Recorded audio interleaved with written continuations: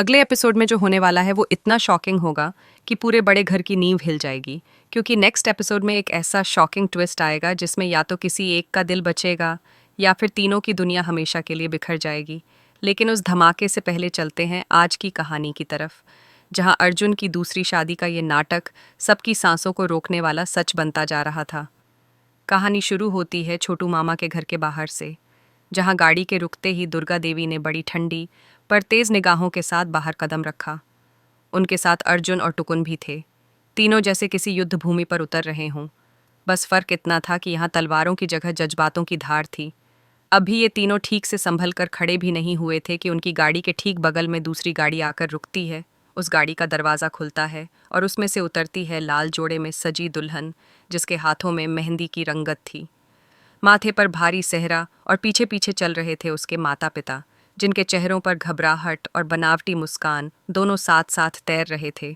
ये लोग किसी कहानी के असली किरदार नहीं बल्कि दुर्गा देवी की चाल से बने मोहरे थे, जिन्हें उन्होंने अपने मास्टर प्लान की बिसात पर बहुत सोच समझ कर रखा था। उनका मकसद साफ था, इतना बड़ा धमाका करना कि अर्जुन और अहाना दोनों अपनी जानलेवा खामोशी छोड़कर सच बोलने पर मजबूर हो जाएं। ये शादी उनके लिए रस्म नहीं, एक इमोशनल ब्लास्ट था, जिसकी आंच से वो अपने बेटे और छोटी बहू के अंदर दबे प्यार को बाहर लाना चाहती थीं। घर की खिड़की से ये पूरा नज़ारा अहाना देख रही थी। पर्दे की ओट से झांकती उसकी आंखें सब देख रही थीं, लेकिन उसका चेहरा पत्थर की तरह जड़ था। आंखें लाल थीं, पलकों के किनारों पर नमकीन बूंदें तैर रही थीं, लेकिन उसने उन्हें गिरने की इजाज़त नहीं दी। वो हर आंसू को अपने आत्मसम्मान का सिपाही मान चुकी थी। उसे लग रहा था कि अर्जुन ने अगर ये रिश्ता स्वीकार किया है तो ज़रूर अपनी मर्जी से किया होगा, वरना वो कभी अपनी माँ के सामने यूं घुटता नहीं बैठता। इसीलिए उसने तय कर लिया था कि वो उसके रास्ते का कांटा नहीं बनेगी। उसका मौन कोई साधारण खामोशी नहीं था, वो उसकी टूट चुकी इज्जत और अटूट प्रेम के बीच चल रही भयानक जंग का नतीजा थी। दिल के एक कोने में वो चाहती थी कि दरवाज़ा खुलते ही अर्जुन दौड़ कर आए, उसका हाथ थामे, कहे कि ये सब झूठ है, ये बस एक नाटक है। लेकिन दूसरे कोने में उसका स्वाभिमान जिंदा खड़ा था, जो बार बार उसे समझा रहा था कि अगर उसने ये रिश्ता मान लिया है तो हमें भी पीछे हटना होगा। उधर नीचे गाड़ी से उतरते ही अर्जुन की बेचैन आंखें सजावट, लाइट्स या मंडप पर नहीं गईं। उसका चेहरा भले ही दूल्हे जैसा सजा दिया गया था, पर नज़रें सीधे उस दरवाजे पर जमी थीं, जिसके पीछे उसे अपनी अहाना का एहसास हो रहा था। दूल्हे के वेश में वो किसी रोबोट की तरह लग रहा था, जिसके शरीर पर शेरवानी तो है पर रूह कहीं और अटकी है। उसकी चाल में भी एक अजीब सी मशीनों वाली कठोरता थी, जैसे किसी ने रिमोट से उसे चलने का आदेश दिया हो। उसके मन की चीख आंखों से झलक रही थी। अहाना कहाँ है? वो बाहर क्यों नहीं आई? उसने मुझे एक बार भी देखने की कोशिश क्यों नहीं की? लेकिन होंठ बंद थे, क्योंकि वो ये पूरा नाटक अपनी माँ के दिए हुए वचन की लाज रखने के लिए कर रहा था। अंदर से टूटा हुआ, मगर अहाना के लिए पूरी तरह वफादार। उसने खुद से वादा किया था कि चाहे दुनिया कुछ भी सोच ले, वो दिल से कभी किसी और का नहीं होगा। पर आज हालात ने उसे ऐसे मोड़ पर खड़ा कर दिया था जहां उसके हर कदम से किसी न किसी का दिल टूटने वाला था। इसी बीच दुर्गा देवी का असली मास्टर प्लान चालू हो चुका था। घर के अंदर सजावट, फूलों की खुशबू और मंत्रों की धीमी आवाज़ें मिलकर एक अजीब सी घुटन पैदा कर रही थीं। रस्में एक के बाद एक शुरू हो चुकी थीं। मेहमानों में बैठे कुछ लोग फुसफुसाकर बातें कर रहे थे। किसी को ये पता नहीं था कि जो मंडप सजा है वो असल में एक नाटक का मंच है। बस कुछ किराए के एक्टर्स को छोड़कर जो दुल्हन के रिश्तेदार बनकर आए थे, पहले तो उन्हें लगा था कि वो बस थोड़ी बहुत एक्टिंग करेंगे, मुस्कुराएंगे, आशीर्वाद वाला नाटक करेंगे और पैसा लेकर लौट जाएंगे। लेकिन जैसे जैसे उन्हें अर्जुन का बेजान चेहरा और उसकी आंखों का दर्द नजर आने लगा, उन्हें लगा कि ये तो किसी रियल शादी जैसा माहौल होता जा रहा है। उधर अर्जुन बेमन से हर रस्म निभा रहा था, कभी पंडित की तरफ देखता, कभी अपनी घड़ी की तरफ, और सबसे ज्यादा उस दरवाजे की तरफ जहां से उसे अहाना के आने की उम्मीद थी। पर दरवाज़ा बंद ही रहा, जैसे वहां सिर्फ दीवार हो, कोई उम्मीद नहीं। जैसे जैसे समय आगे बढ़ रहा था, दुर्गा देवी के चेहरे पर भी बेचैनी साफ दिखने लगी। उन्हें पूरा विश्वास था कि फेरे शुरू होने से पहले, या कम से कम वरमाला के समय, या तो अर्जुन अपनी सीमा तोड़ देगा या अहाना अपने प्यार का इजहार कर बैठेगी। उन्हें अपने बेटे और छोटी बहू के रिश्ते पर इतना यकीन था कि उन्हें लग रहा था ये चुप्पी बस कुछ देर की है। आखिर किसी बिंदु पर तो प्रेम का सैलाब बांध तोड़ ही देगा। लेकिन वक्त को शायद कुछ और ही मंजूर था।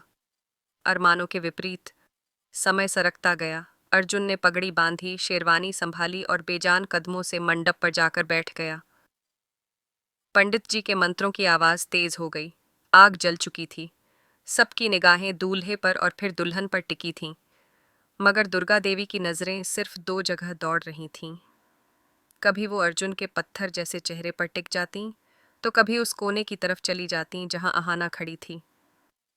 उनके माथे पर अब पसीने की बूंदें साफ चमक रही थीं। उन्हें पहली बार डर लग रहा था कि कहीं उन्होंने जो सोचा था वो उल्टा न पड़ जाए।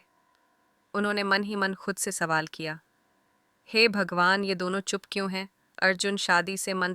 अगले एपिसोड में जो तूफान उठने वाला है वो इतना ज़बरदस्त होगा कि अभी जिस प्यार की जीत आपको दिख रही है उसी के बीच अचानक ऐसा शॉकिंग ट्विस्ट आएगा कि अर्जुन और अहाना में से किसी एक को अपना सब कुछ छोड़ने का फैसला करना पड़ेगा।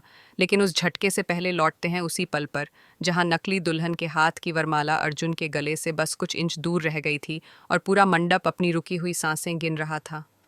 दुर्गा देवी की धड़कनें कानों तक सुनाई दे रही थीं। छोटू मामा अपने रूमाल से बार बार पसीना पोंछ रहे थे। मीता बालकनी में रेलिंग पकड़कर खड़ी थी। टुकुन दादा की आंखें फटी रह गई थीं और अहाना खंभे के सहारे सीधी खड़ी होकर भी अंदर से बिखर चुकी थी। उसे लग रहा था कि बस अब खेल खत्म, अब अर्जुन किसी और का हो जाएगा और वो बिना कुछ कहे बस खामोशी से इस मंजर की गवाह बनकर रह जाएगी। उसी नाजुक क्षण में जब फूलों की माला अर्जुन के कंधों को छूने ही वाली होती है, अर्जुन के भीतर दबा हुआ तूफान अचानक फट पड़ता है, जैसे किसी ने उसके सीने में जमा लावा को एक झटके में बाहर निकाल दिया हो। वो बिजली की तेजी से आगे बढ़कर उस लड़की का हाथ हवा में ही पकड़ लेता है। पूरी भीड़ सन्न रह जाती है। किसी को समझ ही नहीं आता कि अभी क्या हुआ। दुल्हन के माता पिता की आंखें डर से फैल जाती हैं। पंडित जी के होंठों पर आधा मंत्र अटक जाता है और दुर्गा देवी के दिल की धड़कन एक पल के लिए सचमुच रुक जाती है। अर्जुन की आंखों में अब वही पुराना अर्जुन लौट आया था, जो अपने सच के रास्ते में किसी की परवाह नहीं करता। वो गुस्से, चोट और बेबस प्यार के बीच झूलती आवाज में कहता है, बस बहुत हो गया। उसकी आवाज में ऐसी कड़क थी कि जैसे ही उसने ये दो शब्द बोले, वरमाला के फूल भी जैसे कांप गए। वो एक झटके से दुल्हन के हाथ से वरमाला छीन लेता है। लोग सोचते हैं कि शायद वो खुद अपने गले में डाल लेगा, पर अगले ही पल पूरा नाटक उलट जाता है। अर्जुन उस वरमाला को सीधे हवन कुंड की आग में फेंक देता है, जैसे वो सिर्फ फूलों का हार नहीं, बल्कि इस झूठे दिखावे, दबे हुए दर्द और जबरन थोपे गए रिश्तों को जला रहा हो। माला के धागे आग में छूते ही चटकने की आवाज आती है। पंखुड़ियां धीरे धीरे काली होकर राख में बदलने लगती हैं। आग की लपटें एक पल को ऊंची उठती हैं और पूरे मंडप में फैले दिखावे पर जैसे ताना मारती हैं। पूरा माहौल थम जाता है। कोई ताली नहीं, कोई चीख नहीं, बस एक भारी खामोशी जो सबके कानों में तेज शोर की तरह गूंज रही थी। ये सिर्फ वरमाला फेंकना नहीं था, ये अर्जुन की जानलेवा खामोशी का टूटना था। उसकी घुटन, उसके अंदर दिन रात चल रही लड़ाई का विस्फोट था। उसने अपनी पगड़ी दोनों हाथों से पकड़कर सर से उतारी और पूरी ताकत से जमीन पर दे मारी। पगड़ी गिरते ही कुछ फूल बिखर गए। मोती चारों तरफ लुढ़कने लगे, जैसे वो हर एक मोती उसकी झुकी हुई गर्दन, उसके टूटते हुए वादों और दुनिया की उम्मीदों से अलग हो रहा हो। अर्जुन शेर की तरह दहाड़ा। उसकी आवाज़ पूरे घर में गूंजी, मैं ये नहीं कर सकता, मैं ये शादी नहीं कर सकता माँ। मैं अपनी और इस लड़की की, दोनों की जिंदगी बर्बाद नहीं कर सकता। मैं किसी और का हो ही नहीं सकता। उसके एक एक शब्द में इतना भार था कि नकली दुल्हन के कदम भी पीछे हट गए। पंडित जी घबराकर मंत्र की किताब बंद कर लेते हैं। दुल्हन के माँ बाप एक दूसरे का चेहरा देखते हुए सकपका जाते हैं, जैसे अचानक से उन्हें याद आया हो कि वो तो इस पूरे खेल में बस एक्टर्स हैं। इस घर के असली किरदार तो कोई और हैं। अर्जुन ने एक पल भी गंवाए बिना मंडप से नीचे कदम रखा। आग की लपटों के सामने से गुजरते हुए वो सीधे उस तरफ बढ़ा जहां अहाना खड़ी थी। उसकी चाल अब किसी रोबोट की नहीं, बल्कि एक ऐसे शख्स की थी जो सब कुछ दांव पर लगाकर अपने आखिरी सच की तरफ बढ़ रहा हो। उसके दिल में दर्द भी था, गुस्सा भी, और उससे ज्यादा पागलपन भरा प्यार। वो सीधे अहाना के सामने आकर रुक जाता है। उसकी आंखों में नमी, चेहरे पर लालिमा और सांसों में बेचैनी थी। वो दोनों हाथों से अहाना के कंधे पकड़कर उसे जोर से झंझोड़ देता है। ये झटके अचानक से उसे उसके पत्थर बने हुए जिस्म में वापस बुला लेते हैं। अर्जुन की आवाज कांपती हुई लेकिन बहुत साफ सुनाई देती है, तुम चुप क्यों हो अहाना? तुम देख रही हो ना कि मैं किसी और का होने जा रहा था। तुम्हें फर्क नहीं पड़ता क्या? क्यों पत्थर बनी खड़ी हो? कुछ बोलो। एक शब्द, बस एक शब्द। उसके शब्दों में इल्जाम भी था, शिकायत भी और गिड़गिड़ाहट भी। उसके बाद वो जैसे अपने अंदर का सारा डर फेंक देता है। तालियां, समाज, रिश्तेदार, रस्में, सब पर लानत भेजते हुए वो लगभग चिल्लाता है, भाड़ में गई ये दुनिया, भाड़ में गई ये रस्में, मैं सिर्फ तुमसे प्यार करता हूँ अहाना, और मरते दम तक तुम्हारा ही रहूंगा। चाहे कोई कुछ भी कह दे, मैं किसी और का हो नहीं सकता। उसकी ये चीख जैसे हर दीवार से टकराई और लौटकर सबके दिलों पर दस्तक देने लगी। मीता की आंखों में आंसू आ गए।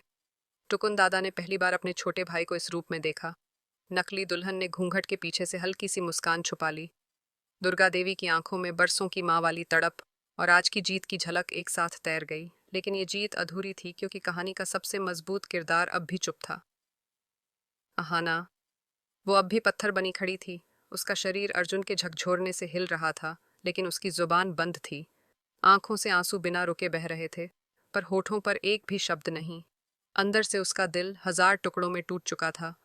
वो खुद को लगातार यही समझाने की कोशिश कर रही थी कि कहीं ये सब अर्जुन का कोई एहसान तो नहीं, कहीं वो दया में आकर ये सब बोल तो नहीं रहा, कहीं दुर्गा देवी ने उसे फिर से मजबूर तो नहीं कर दिया, कहीं कल को ये सब उसके सिर पर इल्जाम बनकर तो नहीं टूटेगा। यही डर उसके स्वाभिमान को और ऊंचा खड़ा कर रहा था। उस